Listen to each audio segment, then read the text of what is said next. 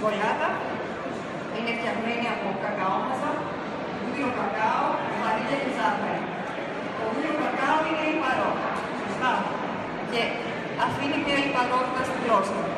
Το παρθένο ελαιόλαδο από την άλλη μειώνει αυτή τη λιπαρότητα, θα έχει τις πολυφενόλες που έχουν αντιοξυδοτικές ιδιότητες και δημιουργούν μια ξηρότητα στο στόμα. Αυτή η ξηρότητα δίνει τη δυνατότητα να περάσουν τα αρώματα του κακάο στον ουρανίσμο από τη στιγμή που εξισορροπεί και καθαρίζει τον ουρανίσμο.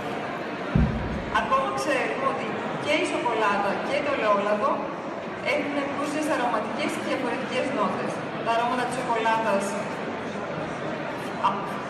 πολλές φορές είναι από φρούτα κόκκινα ή εσπιριδοειδή, κάποιες άλλες είναι πιο πιπεράτες, κάποιες άλλες έχουν νότες ξηρούς καρπούς, κάποιες είναι πιο πικρές, κάποιες είναι πιο απαλές. Αντίστοιχα, τα αρώματα του ελαιόλαδου μπορεί να είναι πιπεράτα, να είναι φρουτώδη, πικρά ή απαλά. Αυτές οι γεύσεις αλληλοσυμπληρώνονται και έτσι βρίσκουμε τη σοκολάτα που δένει με το ελαιόλαδο. Βάσει στο παραπάνω, βλέπουμε ότι το πάντρεμα του λαδιού και της σοκολάτας δεν είναι απλά μια μόδα επειδή τα δύο συστατικά, αν είναι καλά στην υγεία, δένουν όντως μεταξύ τους και επιστημονικά.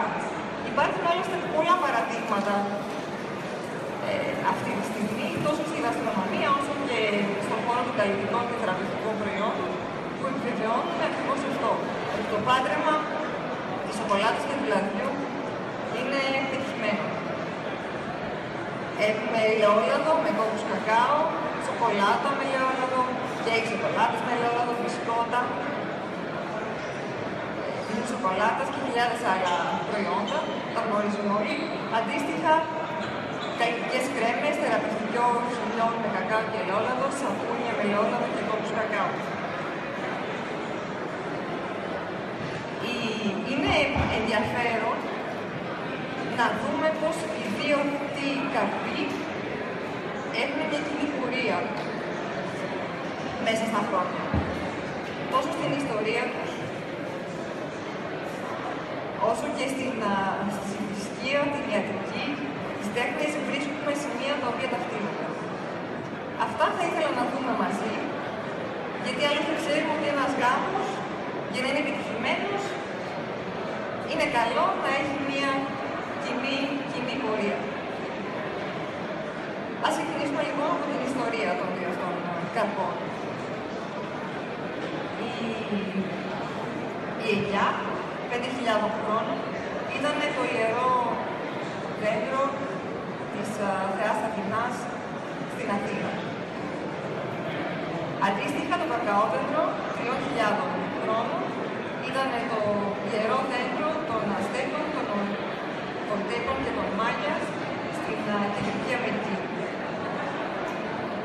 Οι δύο αυτοί καρποί ξέρουν ότι εκπροσωπούν δύο σπουδαίους πολιτισμούς.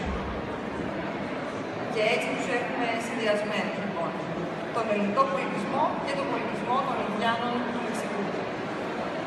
Το κλαδί της ελιάς συμβόλιζε την ειρήνη.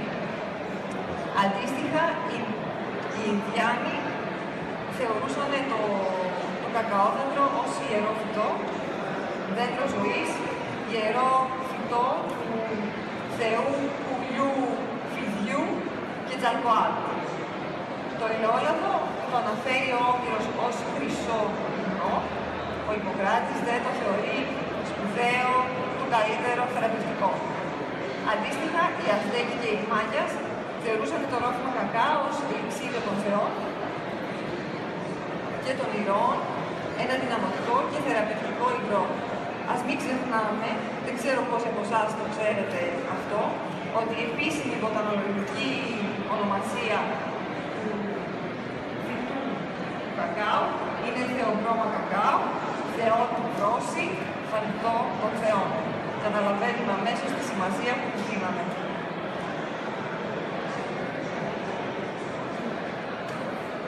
Στην πορεία των χρόνων, όπως είπαμε, τόσο η ελιά όσο και το κακάο είχε μια πολύ σημαντική